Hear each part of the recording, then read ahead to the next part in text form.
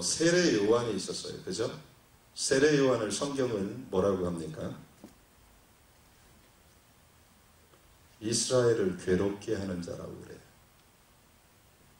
기억합니까? 성경? 전혀 못 봤어요? 세례 요한이 제일 힘들게 한 사람이 누구예요? 헤로드 왕이에요. 헤롯을 힘들게 할 사람은 하나님의 사람밖에 없었어요. 이스라엘을 괴롭게 하는 자야 그랬어요. 하나님을 두려워하는 사람, 하나님을 경외하는 참 선지자들이 있다면 그 땅은 힘들기는 하지만 소망이 있습니다. 왜? 그것을 통해서 하나님은 회복시키기 때문에 그렇습니다. 사랑하는 여러분, 잊지 마시기 바랍니다. 진정한 선지자는 또한 교회의 대변인이 아니라 하나님의 대변인입니다. 진정한 사역자는 하나님을 두려워하는 사람들이지, 하나님의 말씀을 전하는 사람들이지, 교회를 옹호하기 위해서 세워진 사람들은 아닙니다. 교회를 세우기 위해서 보냄받은 것이지, 교회를 보호하기 위해서 보냄받은 사람들은 아닙니다. 선지자들. 하나님이 보호하십니다.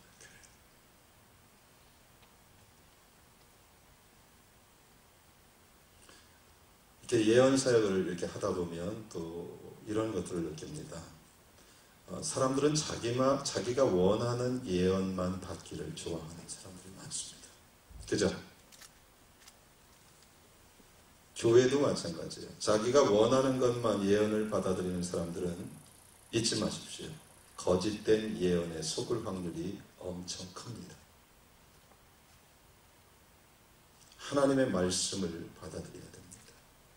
내가 원하는 것, 그것만 받아들이기를 원하는 마음이 우리들 안에 있는데 그것은 거짓된 예언 사역을 오픈할 수 있다는 겁니다.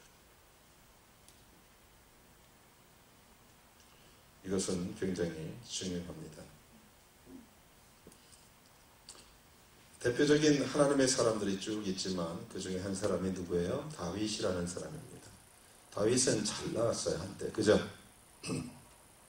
잘 나갔는데 누구에 의해서 도망을 가죠? 네, 압살롬. 자기의 아들이 반역을 일으켜서 도망을 갑니다. 세왕 이야기에는 그 비슷한 스토리를 성경에서 조금 각색해서 얘기하는데 다윗은 압살롬을 제압할 수 있었어요. 근데 제압하지 않고 도망을 갑니다. 도망가는데 누가 다윗에게 저주하며 조롱하고 쫓아오죠? 시므이입니다. 시므이가 다윗의 세대가 끝난 줄 알고 조롱하고 저주하고 돌을 던지며 쫓아오죠. 그때니 다윗의 부하들이 뭐라고 그래요? 저 개 같은 기죠? 이렇게 얘기해요. 가서 한 칼에 죽여버리겠다고. 그때 다윗이 뭐라고 해요? 그러지 마라. 그러면서 다윗이 뭐라고 해요?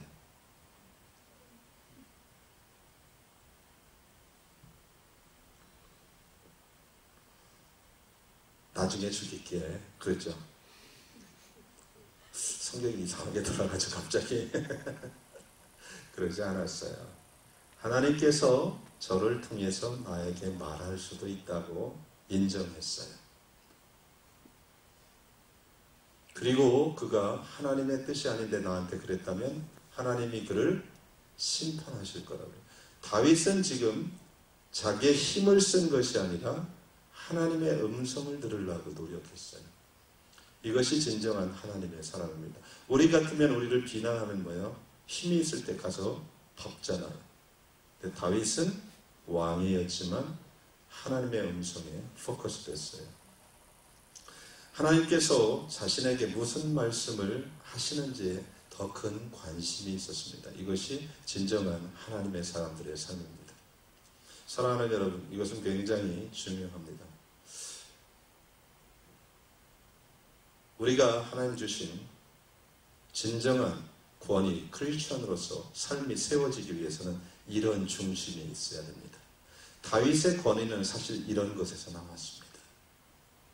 하나님의 음성을 듣고자 하고 추구하고자 했던 곳에서 하나님을 두려워하면서 다윗의 실제적인 왕권이 나왔다는 겁니다. 하나님의 사람들의 특징이 여기에 있어요. 세상 사람들이 세워준 권위가 아니라 하나님이 세워주는 권위에 그의 중심이 가 있었습니다. 계속해서 하나님의 음성을 듣는 것이 그들의 가장 큰 관심이었습니다. 성경은 그래서 이런 말을 해요. 자기의 목숨을 구하고자 하는 자는, 얻고자 하는 자는 잃을 것이요. 그래요. 무슨 말이에요? 자기가 자기 스스로 육으로 세우려고 하는 사람들은 잃을 것이다, 이런 말이에요. 자, 마지막 때, 아니 지금부터 여러분이 잊지 마십시오. 여러분의 재능과 힘으로 세우는 모든 것들은 여러분이 힘과 재능으로 지켜야 됩니다. 그죠? 육으로 세운 것들은 육으로 지킬 수밖에 없습니다. 그리고 그것은 곧 무너지게 될 겁니다. 영으로 세워진 권위, 영으로 불림받은 길을 가는 사람이 영원합니다. 이것이 참 권위이고 하나님이 지금도 인도하시는 것입니다. 그래서 자기가 얻고자, 목숨을 얻고자 하는 사람은 잃게 됩니다. 그런데 하나님을 위해서 잃고자 하는 자들은 얻게 될 것입니다. 이번에 이용규 선교사님 아세요? 내려놓음. 그 후속편이 나왔더라고. 나 읽어보질 못했는데 책 제목이 더 내려놓음이에요. 네.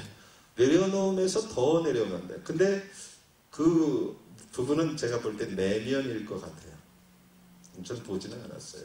그분은 외면적인 걸 다 내려놨어요. 하버드대 박사를 내려놓고 그러면서 하나님의 축복된 길을 가요. 내려놓을 때 이희돈 장로님도 그래요. 모든 크리스찬 하나님이 쓰신 사람들의 특징은 육의 것을 내려놨어요. 자기 생각을 내려놨어요. 세상의 것들을 내려놓을 때 하나님이 그들을 세웠어요. 이것이 법칙입니다. 하나님은 지금도 이렇게 일하십니다.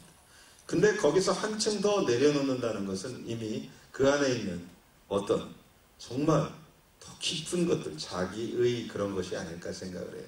그러면서 그는 하나님과 더 친밀해지고 주님을 소유하게 되는 겁니다. 자, 잊지 마십시오. 주님이 주신 축복. 자, 아틀란타의 땅을 모두 나한테 주셨어요. 땅 주인이 됐단 말이에요. 제가 아틀란타에. 제 땅을 안 밟고는 아틀란타에서 살 수가 없는 사람이에요. 제가 그 정도로 축복을 받았어요. 굉장하죠? 하나님을 간증하고 다녀요. 근데 여기 있는 분이 다 이런 말을 해요. 나는 아틀란타를 소유한 사람입니다. 그랬더니 나는 예수님을 소유한 사람들입니다. 누가 더 커요?